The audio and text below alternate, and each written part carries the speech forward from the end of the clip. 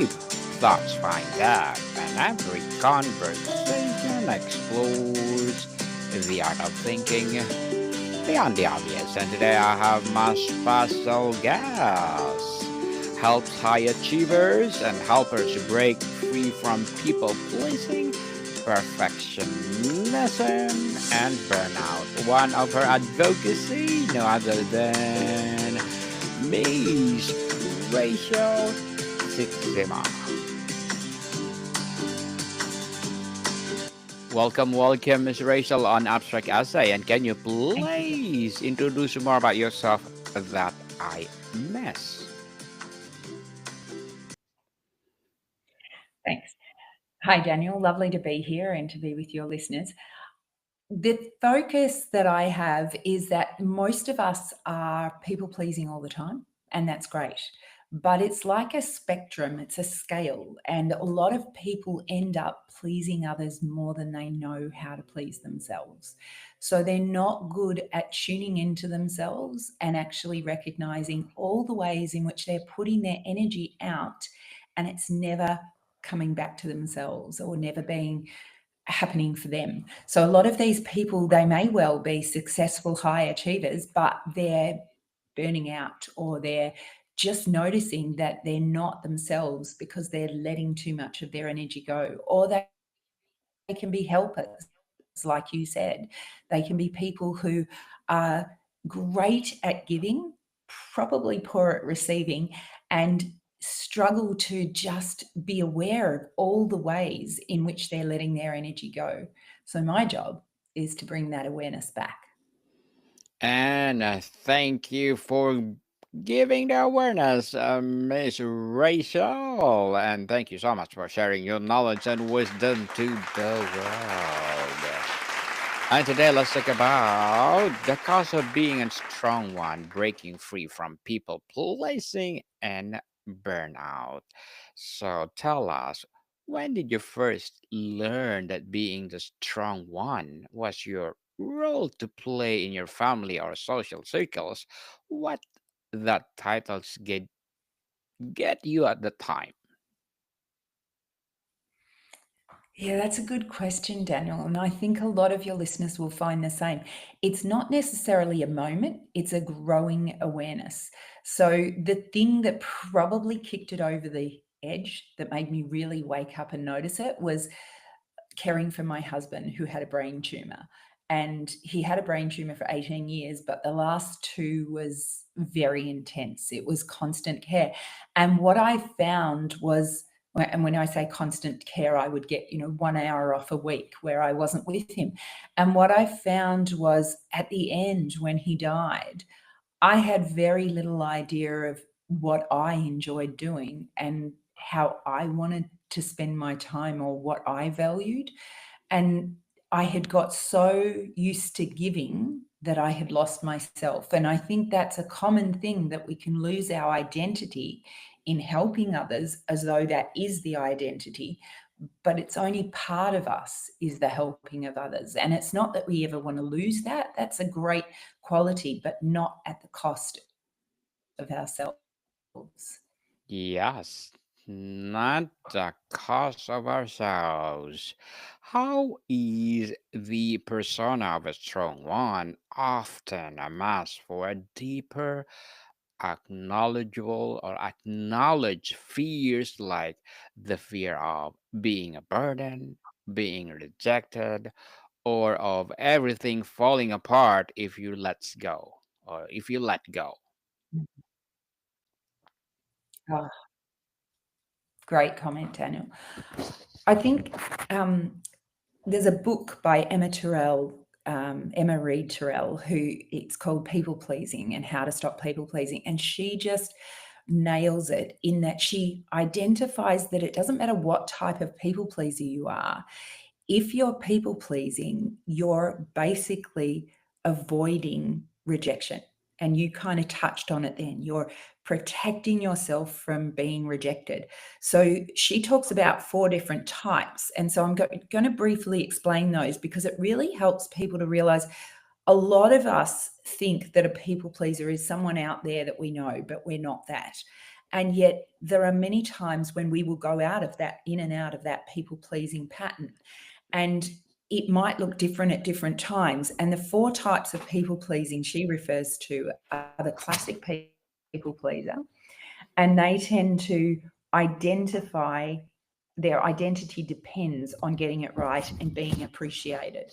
Whereas the shadow people pleaser tends to serve others to feel significant by being connected to someone.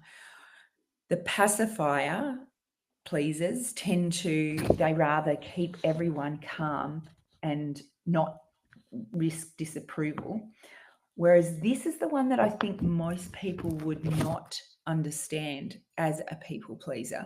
The resistor people pleaser is the person that avoids connection to stay safe from rejection. So they literally won't start an activity. They'll say, no, I can't come to that thing because they're afraid they're going to fail in that activity, or no, I can't do that thing because they're scared they're going to fail at doing it.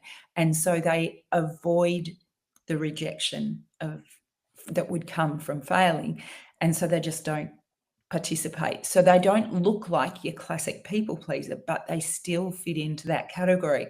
And so really it's about looking at our motivations underneath what we're doing. Are we avoiding rejection by doing this? Are we needing other people's approval all the time by doing something? Because there is nothing wrong with pleasing others, but if it's always coming from that orientation, it is going to drain us, because it means we're no longer free to say no in situations, to ask for help when we need it, to choose when we need to reserve Indeed. our energies or put our energies into ourselves. Miss Rachel, what is the hidden temporary reward that keeps the cycle of people pleasing going even when we know it's harming us? Oh, interesting question. I would say it's partly because it's a bit addictive. You know, we do it to protect ourselves. So it's very hard to let go of if you're unconscious of it. But even if you are conscious of it, it has a challenge in letting go because it feeds us as well. So it's a bit like, sugar. We Hmm. don't really benefit from it, but we can be addicted to it and still keep choosing it, even though we consciously know this is not good for us. And so that's what people find when they're people pleasers and they are aware of it. They may still fall into those behaviors because it gives them a quick fix.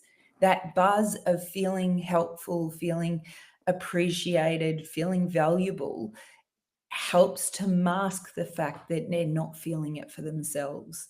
And so they'll tend to go for that quick fix rather than going for the longer term of understanding themselves, tuning into themselves, and changing those behaviors.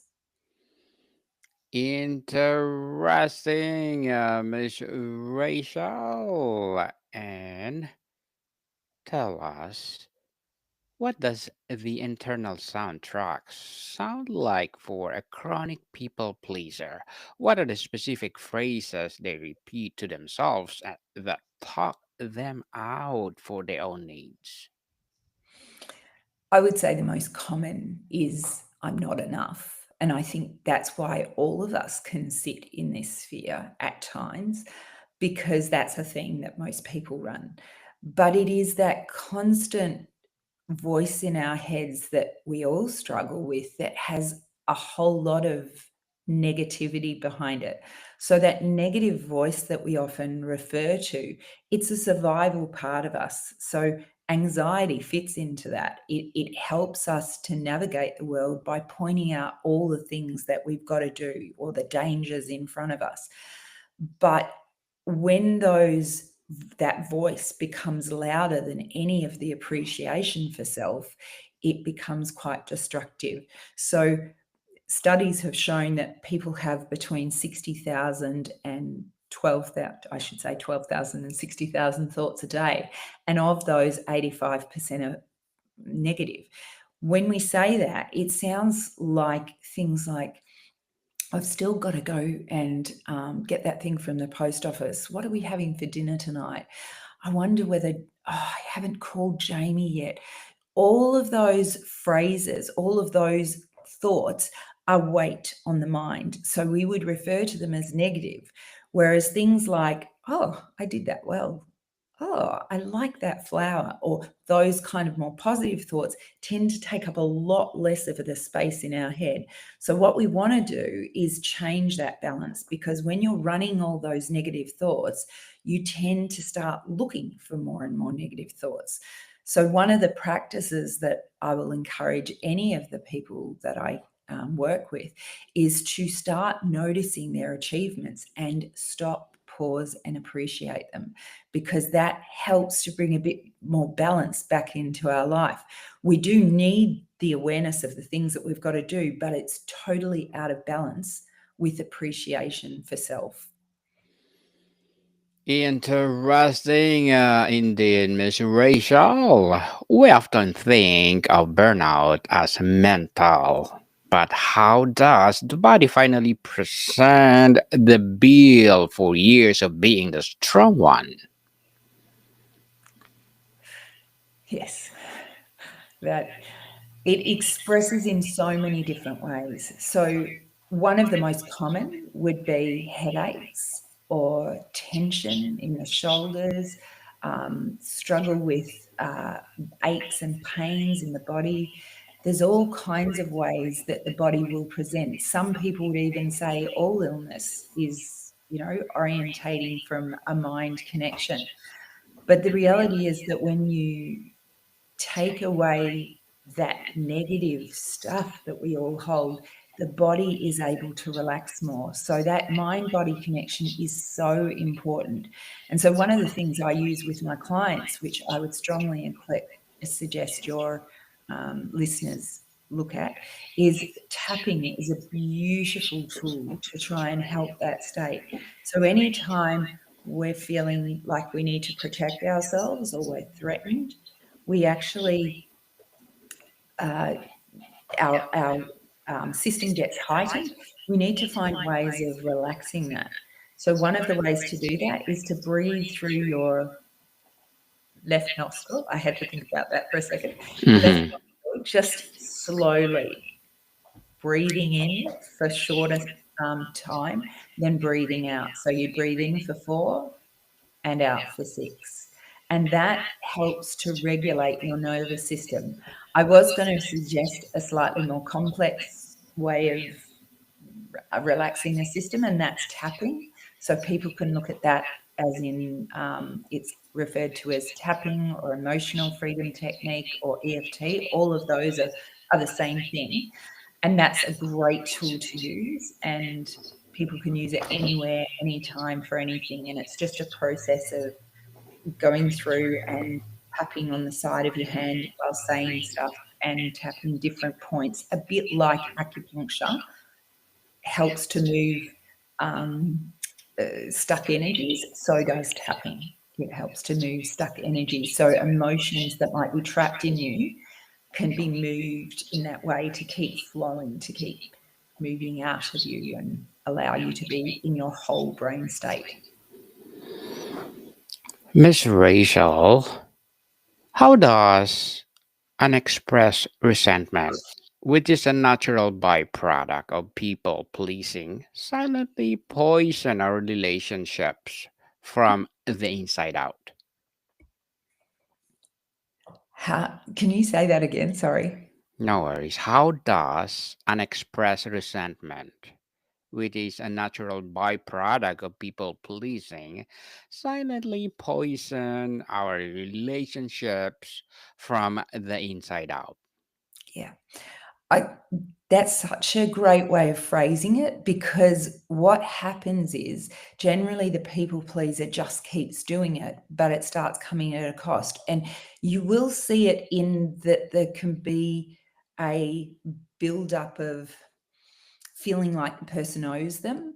So parents will often have that with their children, that they have resentment around how much they do for their kids. But it also comes out as that internal stuff with the body. So they might not actually get the mental signals that they're unhappy, but they'll get the physical symptoms that they're unhappy. And the mental symptoms will be that it just makes things suddenly come out wrong at times. So the situation won't look like it warrants such an extreme reaction. So somebody asks them to drive them to somewhere. And instead of just going, no, I don't have time for that, this time it might come out nasty or in a shutdown way, like yelling or whatever. And it's because that's the buildup that happens when we ignore that resentment. And I'm pointing behind me when I'm saying this because resentment sits in that unconscious state. We're not often not aware of it. It literally becomes the elephant in the room. It gets in the way of our connection with each other. And we end up saying things that we don't want to say because we can't say the thing we need to say, which is, I need attention. I need to be noticed too. And so we just articulate ourselves poorly. And that often doesn't show for quite a long time. That kind of overreaction comes out as a last resort. It first just sits in, going into your body, aches and pains, but eventually it's going to start showing in some sort of way in which the person expresses themselves. What does the breaking point look like for someone who is always strong? Is it often quiet, internal shattering, or a dramatic collapse? I think it can be both. It really can. It can be, some of my clients come to me because there's this gnawing feeling that stuff is wrong. Their relationships aren't quite right. Their career isn't quite satisfying. They're reacting strangely in situations, and other people are absolutely at burnout. And I always go, I hope people will start looking before they get to the burnout. But the reality is, the burnout, which looks like the most horrible thing to happen, can be the gift because it's the chance for them to start living differently. So it feels horrible and devastating at the time. But if they can start to tune into themselves, they actually get to play life differently because most people have had these patterns ever since their childhood. It's not like it suddenly appears. These are patterns that have got stronger and stronger over the years because we lay down a lot of our way of existing in the world from that initial early years of our development. We're laying down all our beliefs, and what we believe, we act out of. So if I believe that I have to people please to stay safe, I'm going to keep doing that my whole life until something shocks me to make me see it differently. So, the very thing that is horrible is often a gift in terms of helping someone to move out of their state. Miss Rachel, indeed amazing answer. And what are your short term and long term goals? For me? Okay. Yes. So I work one-to-one with people, and now I'm moving more into working in groups because I realize I can only reach so many people one-to-one. So I run webinars, and my background is teaching.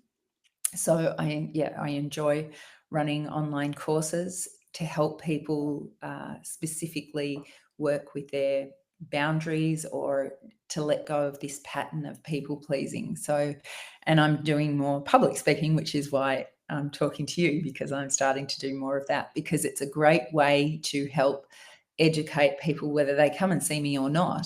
They're getting this opening into actually noticing how they do something and questioning whether it is the way they want to continue doing it throughout their life. Definitely.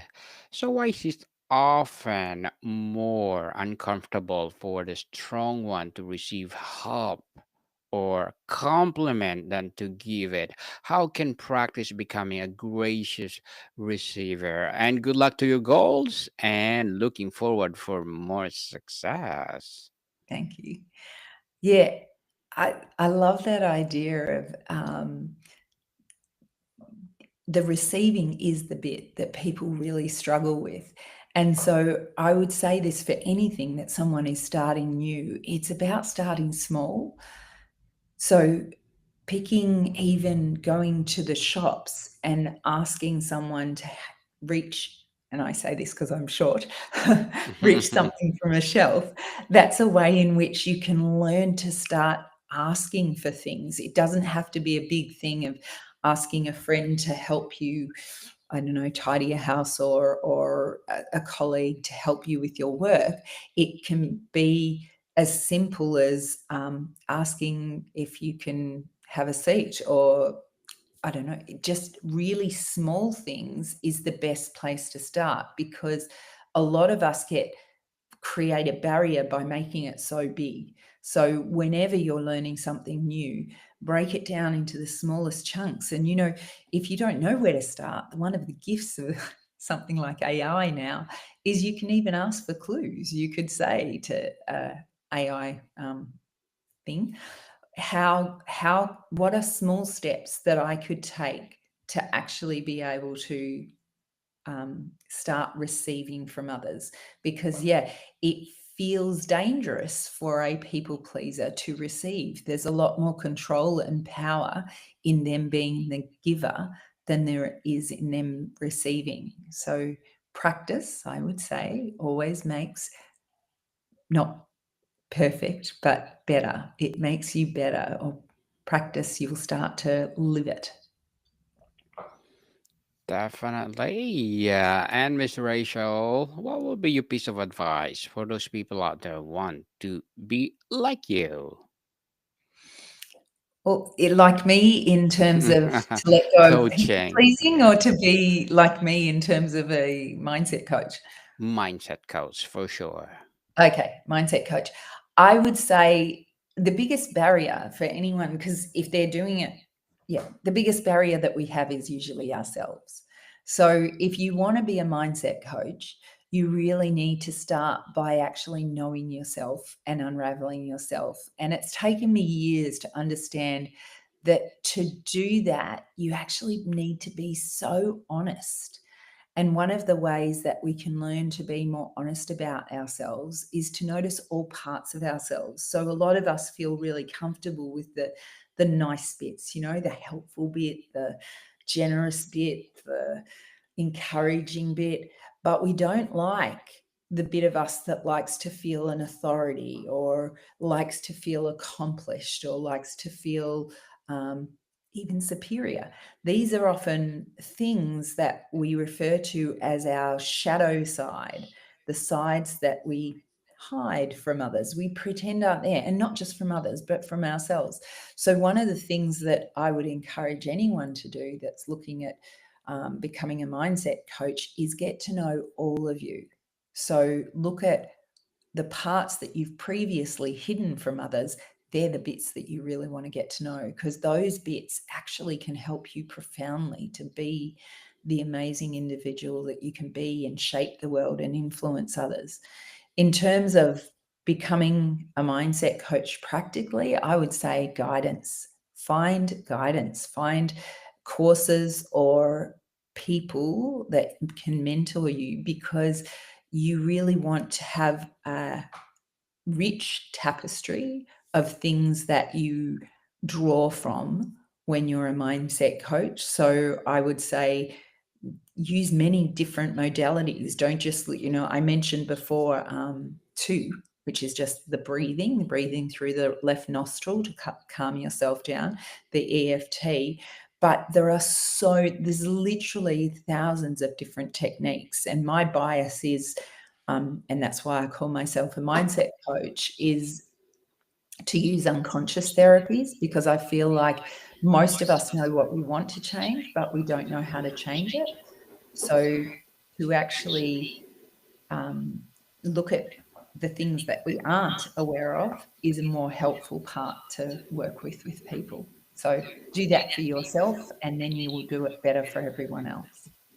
Definitely, and good luck for that advice, and thank you, Miss Rachel. And can you please recommend a book or books that influence your journey? A book. Yes, a book. So I mentioned Emma Reed Terrell's Please Yourself: How to Stop People Pleasing and Transform the Way You Live. It's a great book. In terms of other books, I love Bruce Lipton's work, Biology of Belief, and quite a few others. John E. Serrano, if they're interested in looking at that link between their emotions and their physical body, that is an awesome book. And yeah, I think I better leave it at that, or I'm giving too many. But yeah, I hope that helps your listeners.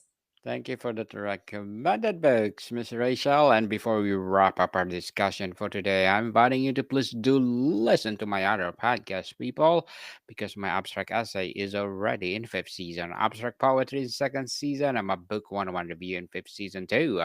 Comedy 101 is second season. I'm a food 101 in fifth season as well. Geography 101 in fourth season. I'm a baby podcast, Law 101, and mental health 101. Love letters in third season, and Movie 101 review, Music 101 and fourth season, and Science 101 and Sex 101 in its first season. Please listen to them wherever you listen your podcast. So, Miss Rachel, for someone listening or watching right now who feels trapped in this cycle right now, what is the single smallest kindness step they can take today to start claiming their life back? I would say the one single piece of advice that's the most profound is pause.